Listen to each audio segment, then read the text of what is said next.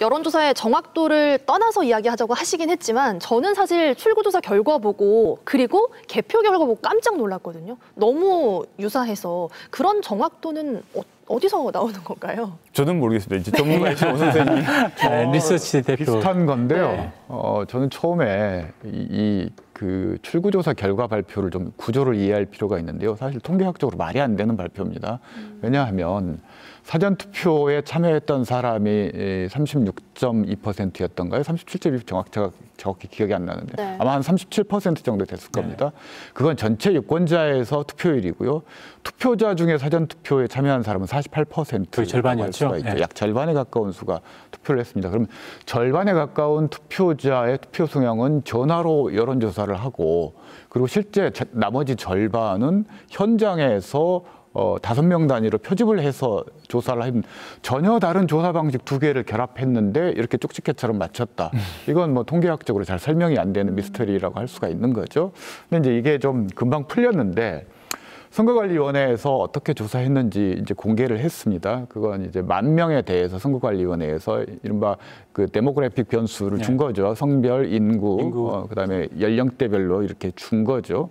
그 10,000명의 수치를 조사를 했다라는 겁니다. 그 데이터 값을 가지고 마지막 공표 금지 기간 동안에 NBS 여론조사 데이터들을 믹스해서 보정을 한 다음에 출구조사를 했기 때문에 이런 정확도가 나왔는데 잘 그 구조를 모를 때는 쪽집게 예측이었지만 그 구조를 아는 이상은 이건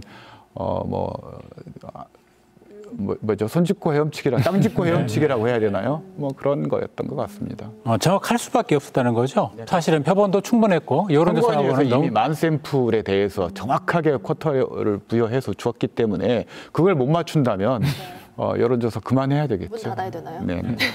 그리고 여론조사 어느 기사를 봤더니 5년 전보다 2배 이상 많았고 또 한국과 일본의 여론조사 뭐 수치가 보니까 뭐 2배 이상 또 역시 우리가 많더라라는 거였고 그래서 어느 전문가는 뭐 등록제를 해야 된다든지 하는 그런 이야기까지 나올 정도로 일테면 더불어민주당 입장에서 봤을 때는 일찌감치 그 대세론을 형성시키려고 하는 그런 의도들이 좀 있지 않았나 하는 그렇게 충분히 의심해 볼 수 있을 것 같아요. 최근에 이제 뭐 이번 대선 과정에서 뭐 JTBC의 개표 방송을 했던 업체가 대표적인데요. 네. 조사 과정에서 이 수치를 조작했다가 3천만 원의 과태료를 받은 전례가 있습니다. 왜 JTBC가 그 업체하고 출구조사를 같이 했는지 저도 잘 이해가 되지 않는데 결과적으로 완전히 틀려가지고 망신을 당했죠.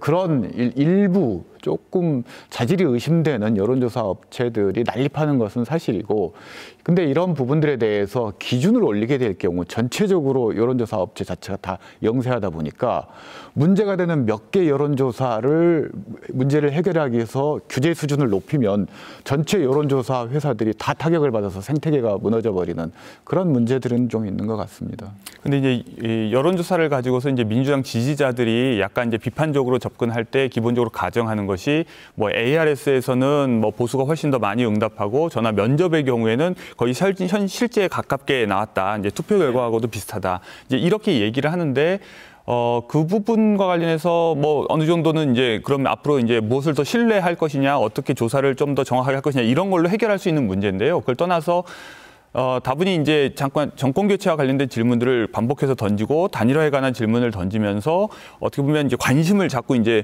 야당 쪽으로 몰고 그렇게 해서 윤석열 후보 대세론을 형성하게 했다. 뭐 부분적으로 있을 수 있다는 생각이 듭니다. 그러나 이제 그것에서 페인을 찾는 것은 앞으로의 어떤 발전 방향을 찾는 데 별 도움이 안 된다는 생각이 들고요.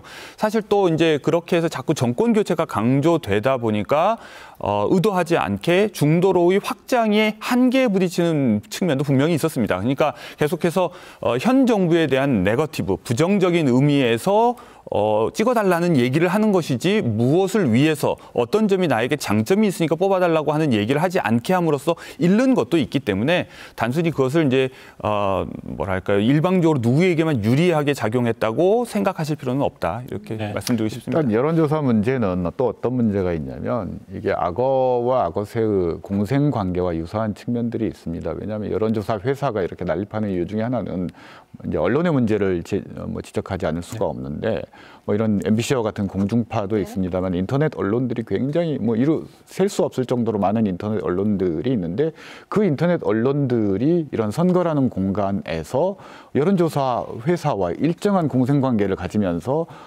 이게 유지가 되고 있다라는 거죠. 그래서 서로 존재를 위해서 서로가 필요한 상황이다 보니까 이게 어떤 규제의 칼을 한쪽을 규제의 칼을 들이밀면 언론 부분까지 같이 손을 대야 되는데 이게 굉장히 전선이 넓어질 수밖에 없어서 아무튼 쉬운 문제, 제가 반복해서 말씀드립니다만 쉬운 문제는 아닙니다, 이게.